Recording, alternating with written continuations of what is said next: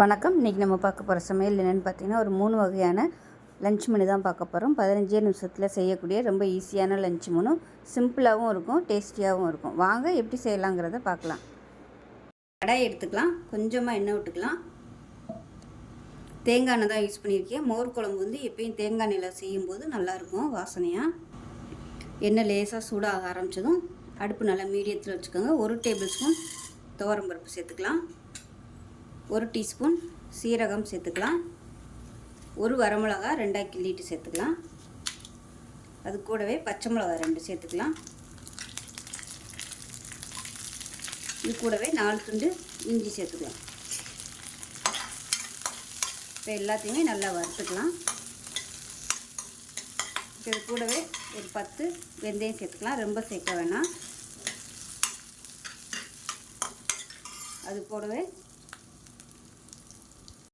அது கூடவே 5 சின்ன வெங்காயம் சேர்த்துக்கலாம். இது எல்லாத்தையுமே நல்லா வறுத்துக்கலாம். கருக விட்டுறாமல் வாசனை வர அளவுக்கு வறுத்துக்கலாம். இப்போ இதில் ஒரு 1/4 கப் அளவுக்கு துருவன தேங்காய் சேர்த்துக்கலாம். சேர்த்துட்டு கேஸ் அமர்த்திடலாம். அந்த சூட்டிலே வதக்கி விட்டுக்கோங்க. இது நல்லா ஆறட்டும். ஆறுனதுக்கப்புறமா மிக்ஸி ஜாரில் சேர்த்து நல்லா நைஸாக அரைச்சிட்டு பார்க்கலாம். இப்போ அதே கடாயில் கொஞ்சமாக எண்ணெய் விட்டுக்கலாம். இப்போ இதில் 50 கிராம் அளவுக்கு வெண்டைக்காயை கட் பண்ணி வச்சுருக்கேன். இந்த வெண்டைக்காயை நல்லா வதக்கி எடுத்துக்கலாம்.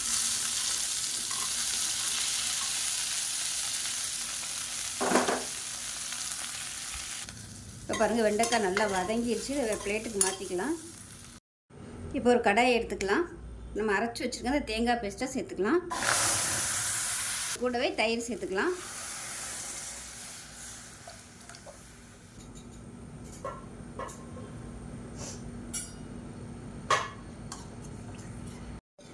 இப்போ இது எல்லாத்தையும் நல்லா கலந்துக்கலாம். ரொம்ப கொதிக்க விடக்கூடாது. லேசாக நுரக்கட்டி வரவும் அமர்த்திட்டு தாளிப்பு கொடுத்துக்கலாம். திக்னஸ் பார்த்துக்கோங்க. பார்த்துக்கிட்டு தண்ணி சேர்த்துக்கலாம். உப்பு கொஞ்சமாக சேர்த்துக்கலாம். இப்போ இது கூடவே வதக்கி வச்சுருக்க வெண்டைக்காயும் சேர்த்துக்கலாம். இப்போ நல்லா நுர கூட்ட ஆரம்பிச்சிருச்சு. இப்போ கேஸ் அமர்த்திடலாம். அமர்த்திட்டு தேங்காய் எண்ணெயில் கடுகு, உளுந்து, சீரகம், வரமிளகா, கருவேப்பிலை, பெருங்காயம் போட்டிருக்கேன். இது தாளித்து அப்படியே இதில் போட்டுடலாம். அவ்வளோதான். அருமையான வறுத்தரைச்ச வெண்டைக்காய் மோர் குழம்பு ரெடி ஆயிடுச்சு. சூப்பராக இருக்கும். இதே மாதிரி செஞ்சு பாருங்கள். செஞ்சு பார்த்துட்டு எப்படி இருந்துச்சுங்கிறத சொல்லுங்கள். வீடியோ பிடிச்சிச்சின்னா லைக் பண்ணுங்கள், கமெண்ட் பண்ணுங்கள். இப்போ ஒரு கடாய் எடுத்துக்கலாம். தேவையான அளவுக்கு எண்ணெய் சேர்த்துக்கலாம். பீன்ஸ் வந்து நல்லா ஃப்ரை பண்ண போகிறோம். அதனால் எண்ணெய் கொஞ்சம் கூடவே விட்டுக்கலாம். எண்ணெய் சூடானதும் 1 டீஸ்பூன் போல் கடுகு, 1 டீஸ்பூன் சீரகம், 1 டீஸ்பூன் உளுந்து. இப்போ அதில் கருவேப்பிலையில் சேர்த்துக்கலாம். ஒரு கைப்பிடி அளவுக்கு பொடியாக நறுக்கின வெங்காயம் சேர்த்துக்கலாம்.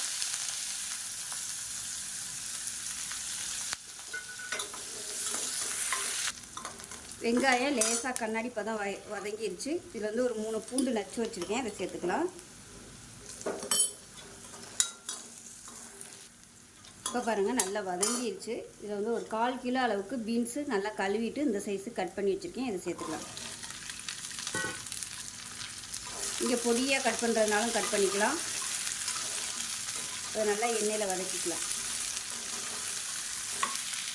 இப்போ இதில் உப்பு சேர்த்துக்கலாம். தேவையான அளவுக்கு சேர்த்துட்டு நல்லா கலந்து விட்டுக்கலாம். இப்போ இதை மூடி வச்சிடலாம். இப்போ எப்படி இருக்குன்னு பார்க்கலாம். அப்பப்போ நல்லா கிளறி விட்டுக்கலாம். ஒரு அரை வேக்காடு நல்லா பீன்ஸ் எல்லாம் நம்ம வதங்கிடுச்சு. சுருங்க ஆரம்பிச்சிருச்சு பாருங்கள். இந்த ஸ்டேஜில் பொடியெல்லாம் சேர்த்துக்கலாம். அதில் 1 டேபிள் ஸ்பூன் அளவுக்கு தனியாத்தூள் சேர்த்துக்கலாம். காரம் எவ்வளோ தேவையோ அதுக்கு தகுந்த மாதிரி மிளகாத்தூள் சேர்த்துக்கலாம். நான் வந்து 1.5 டேபிள் ஸ்பூன் சேர்க்குறேன். இது கூடவே சோம்புத்தூள் கொஞ்சமாக சேர்த்துக்கலாம். இது எல்லாத்தையும் நல்லா எண்ணெயில் வதக்கி விட்டுக்கலாம்.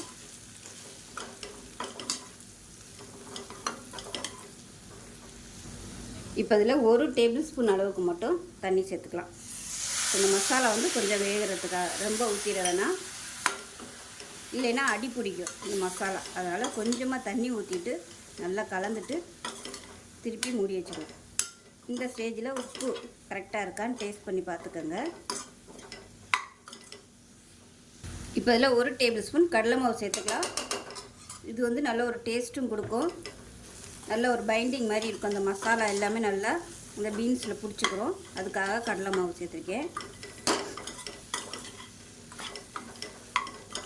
இதையும் சேர்த்துட்டு நல்லா வதக்கி வச்சுக்கலாம். அப்படியே மூடி வச்சுக்கலாம். இப்போ சூப்பரான வெண்டைக்காய் வறுவல்.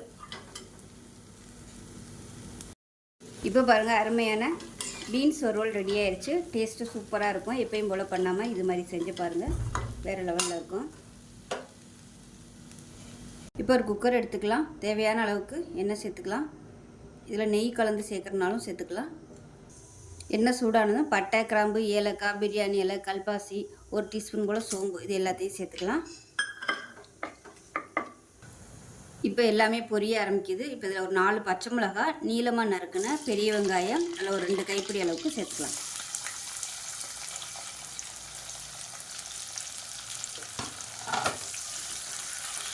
உப்பு கொஞ்சமாக சேர்த்துக்கலாம். கருவேப்பிலையில் கொஞ்சமாக சேர்த்துக்கலாம். வெங்காயம் நல்லா வதங்கினதும் 1 டேபிள் ஸ்பூன் இஞ்சி பூண்டு பேஸ்ட்டு சேர்த்து வதக்கி விட்டுக்கலாம். இப்போ இதில் மீடியம் சைஸாக ஒரு 3 தக்காளி கட் பண்ணதை சேர்த்துக்கலாம். ரொம்ப பொடியாக கட் பண்ண வேணால், ஓரளவுக்கு பெருசாகவே கட் பண்ணிக்கலாம். இப்போ இதில் மஞ்சத்தூள் 1 டீஸ்பூன் போல் சேர்த்துக்கலாம். இப்போ பாருங்கள், தக்காளி நல்லா மசிய ஆரம்பிச்சிருச்சு. இந்த ஸ்டேஜில் 1 டேபிள் ஸ்பூன் மிளகாத்தூள் சேர்த்துக்கலாம். காரத்துக்கு ஏற்ற மாதிரி நீங்கள் கூடவோ குறைச்சோ சேர்த்துக்கலாம். நான் வந்து 1 டேபிள் ஸ்பூன் சேர்த்துருக்கேன். சின்ன பசங்க இருந்தாங்கன்னா காரத்தை வந்து கம்மி பண்ணிக்கோங்க. இல்லை காரமாக சாப்பிட்ணுன்னு நினச்சிங்கன்னா இன்னும் கூட நீங்கள் ஒரு 1/2 டேபிள் ஸ்பூன் சேர்த்துக்கலாம். இப்போ எல்லாமே நல்லா வதங்கிடுச்சு. இப்போ பார்த்தீங்கன்னா நான் 2 டம்ளருக்கு ஜீரக சம்பா அரிசி எடுத்திருக்கேன். நீங்கள் சாதாரண சாப்பாட்டு அரிசி கூட எடுத்துக்கலாம். இல்லை பிரியாணி பாஸ்மதி ரைஸ் வந்து யூஸ் பண்ணுறதுனால யூஸ் பண்ணிக்கோங்க. இப்போ இதில் வந்து நான் 2 டம்ளர் எடுத்திருக்கேன். 2 டம்ளருக்கு 3 டம்ளர் தண்ணி வைக்கணும். அதில் வந்து நல்லா 1.5 டம்ளர் தேங்காய் பால், 1.5 டம்ளர் சாதாரண தண்ணி சேர்த்துருக்கேன். அதை சேர்த்துக்கலாம்.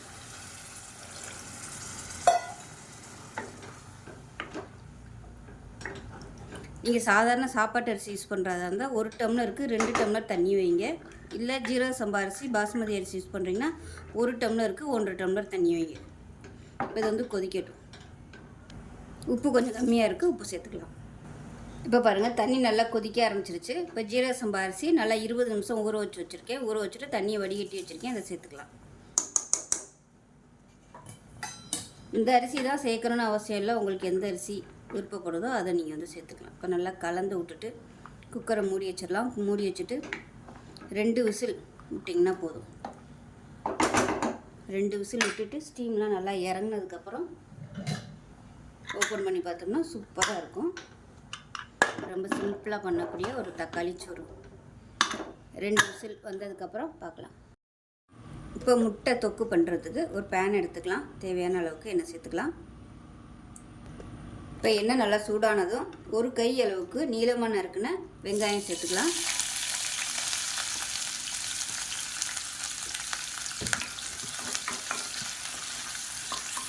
இது கூடவே கருவேப்பிலை சேர்த்துக்கலாம். இப்போ இதில் ஒரு 1/2 டேபிள் ஸ்பூன் இஞ்சி பூண்டு பேஸ்ட்டு சேர்த்துக்கலாம். இப்போ இதில் மீடியம் சைஸாக ஒரு தக்காளி சேர்த்துக்கலாம்.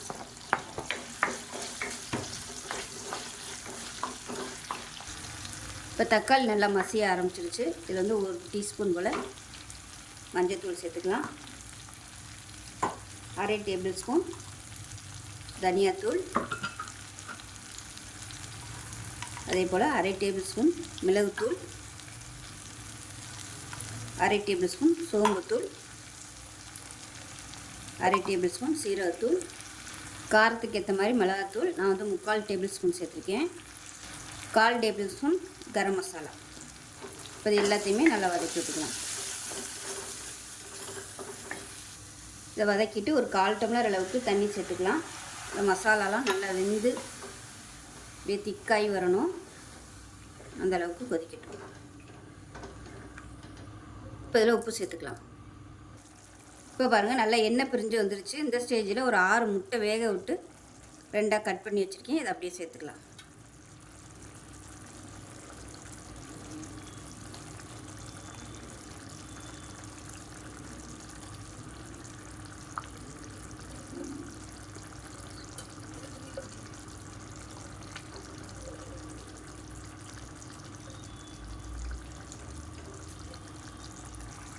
இப்போ ஒரு சைடு திருப்பி விட்டுக்கலாம்.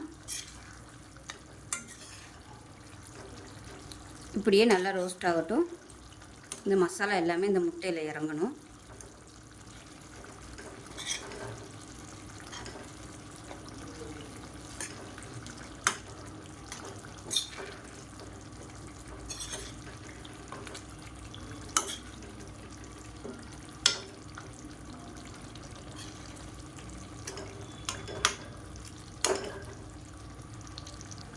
இப்போ பாருங்கள் முட்டை தொக்கு சூப்பராக ரெடி ஆயிடுச்சு. இப்போ மறுபடியும் நல்லா பரட்டி விட்டுக்கலாம். அவ்வளோதான்.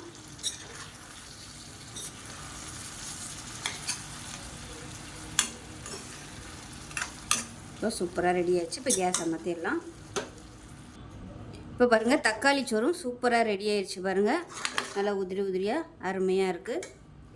ஸோ ரெண்டுமே ரொம்ப சிம்பிளாக ஒரு 15 நிமிஷத்தில் பண்ணக்கூடிய ஒரு சூப்பரான லஞ்ச் மெனு. செஞ்சு பாருங்கள். செஞ்சு பார்த்துட்டு எப்படி வந்துச்சுங்கிறத சொல்லுங்கள். வீடியோ பிடிச்சிச்சின்னா லைக் பண்ணுங்கள், கமெண்ட் பண்ணுங்கள், சேனலை சப்ஸ்கிரைப் பண்ணுங்கள், பக்கத்தில் பெல் பட்டனையும் ப்ரெஸ் பண்ணுங்கள். நன்றி. இப்போ ஒரு கடாய் எடுத்துக்கலாம். தேவையான அளவுக்கு எண்ணெய் சேர்த்துக்கலாம். இப்போ எண்ணெய் நல்லா சூடாயிடுச்சு. 2 துண்டு பட்டை சேர்த்துக்கலாம். 3 கிராம்பு சேர்த்துக்கலாம். பட்டை கிராம்பு பொரியவும் 1/4 டீஸ்பூன் போல் மிளகு சேர்த்துக்கலாம். இது கூடவே நல்லா 2 கைப்பிடி அளவுக்கு சின்ன வெங்காயம் முழுசாக சேர்த்துக்கலாம்.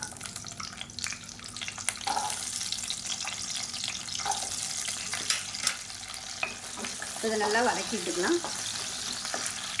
இது கூடவே மீடியம் சைஸாக 2 தக்காளி கட் பண்ணதை சேர்த்துக்கலாம். இப்போ தக்காளி வெங்காயம் ஓரளவுக்கு வதங்கிருச்சு. 1/4 மூடி துருவன தேங்காய் சேர்த்துக்கலாம். இப்போ இதையும் சேர்த்து வதக்கிட்டுக்கலாம். இப்போ பாருங்கள் தேங்காய் சேர்த்து நல்லா வதக்கியாச்சு. 1 டேபிள் ஸ்பூன் மல்லித்தூள், காரத்துக்கு ஏற்ற மாதிரி மிளகாத்தூள் 1 டேபிள் ஸ்பூன், அது கூடவே 1/2 டேபிள் ஸ்பூன் சோம்புத்தூள், 1 டேபிள் ஸ்பூன் மட்டன் மசாலா சேர்த்துக்கலாம். இதையும் சேர்த்து வதக்கி விட்டுக்கலாம்.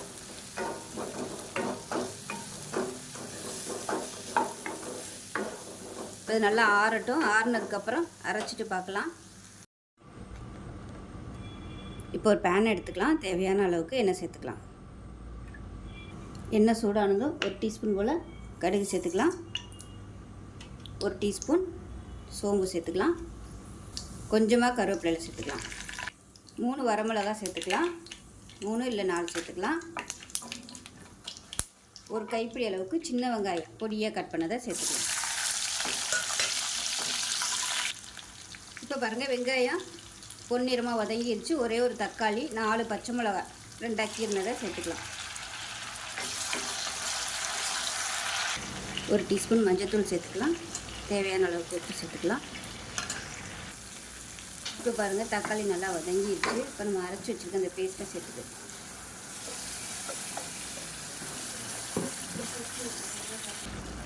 இப்போ மிக்ஸி அலசிட்டு தேவையான அளவுக்கு தண்ணி சேர்த்துக்கலாம்.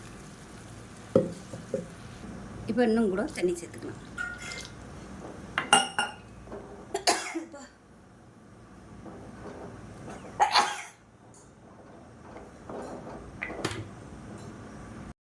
இப்போ பாருங்கள் தக்காளி குழம்பு சூப்பராக ரெடி ஆகிடுச்சு. இப்படியே மேலே எண்ணெயெல்லாம் மிதக்க ஆரம்பிச்சிருச்சு பாருங்கள். இந்த அளவுக்கு நல்லா வற்ற விட்டுக்கோங்க. திக்னஸ் வந்து உங்களோட இதுக்கு தகுந்த மாதிரி நீங்கள் திக்காகவும் வச்சுக்கலாம், இல்லை தண்ணியாக தான் வேணும்னு நினச்சிங்கன்னா கொஞ்சம் தண்ணியாகவும் வச்சுக்கலாம். இது வந்து சாதம், இட்லி, தோசை, ஊத்தப்பம் எல்லாத்துமே சூப்பராக இருக்கும். இப்போ ஒரு பேன் எடுத்துக்கலாம். தேவையான அளவுக்கு எண்ணெய் சேர்த்துக்கலாம். எண்ணெய் சூடானதும் 1 டீஸ்பூன் கடுகு, 1 டீஸ்பூன் உளுந்து, 1 டீஸ்பூன் சீரகம். இப்போ கடுகு சீரகம் நல்லா பொரிய ஆரம்பிச்சிடுச்சு. ஒரு கையளவுக்கு சின்ன வெங்காயம் கட் பண்ணதை சேர்த்துக்கலாம். இது கூடவே வரமிளகா விதையெல்லாம் எடுத்துட்டு கிள்ளினதை சேர்த்துக்கலாம். ஒரு 4 வரமிளகா. இப்போ பாருங்கள் நல்லா வறுபட்டுருச்சு வரமிளகா வெங்காயம் எல்லாமே. இப்போ இந்த ஸ்டேஜில் முருங்கைக்கீரை நல்லா தண்ணியில் அலசிட்டு வச்சுருக்கேன், அதை சேர்த்துக்கலாம். முருங்கைக்கீரை நல்லா வதக்கியாச்சு. இப்போ பார்த்திங்கன்னா அரிசி களைஞ்ச தண்ணி வந்து அடி மண்டி இருக்கும் பார்த்தீங்களா, அந்த கழனி தண்ணி அதை வந்து சேர்த்துக்கலாம். ஸோ இந்த தண்ணியில் அந்த கீரை வேகும்போது நல்ல டேஸ்ட்டாகவும் இருக்கும், சத்துக்களும் நல்லா அதிகமாக இருக்கும். மீடியமான ஃப்ளேமில் அந்த தண்ணியில் வந்து நல்லா வேகட்டும். உப்பு வந்து அப்புறமா போட்டுக்கலாம். இப்போ பாருங்கள், நம்ம ஊற்றின தண்ணியெல்லாம் நல்லா வற்றிடுச்சு பாருங்கள். இந்த ஸ்டேஜில் உப்பு சேர்த்துக்கலாம். உப்பு தேவையான அளவுக்கு உப்பு சேர்த்துக்கலாம். சேர்த்துட்டு நல்லா கலந்து விட்டுறலாம். கலந்து விட்டுட்டு இப்போ ஒரு மிக்ஸி ஜாரில் ஒரு 3 ஸ்பூன் அளவுக்கு துருவின தேங்காய், 2 பல் பூண்டு, 1 டீஸ்பூன் போல் சீரகம் இப்போ வந்து குறைன்னு அரைச்சிட்டு வந்துட்டு பார்க்கலாம். இப்போ பாருங்கள், இப்போ நம்ம அரைச்ச தேங்காயை சேர்த்துக்கலாம்.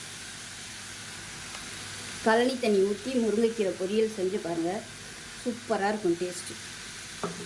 அதுலேயும் லாஸ்ட்டாக இந்த மாதிரி பூண்டு சீரகம் குறைன்னு அரைச்சி சேர்த்து பாருங்கள், அருமையாக இருக்கும். சாப்பிடாதவங்க கூட இந்த மாதிரி செஞ்சு கொடுத்தீங்கன்னா முருங்கைக்கீரை பொரியல் சூப்பராக சாப்பிடுவாங்க. அவ்வளோ நல்லா பிரட்டியாச்சு. இப்போ கேஸை மாற்றிடலாம்.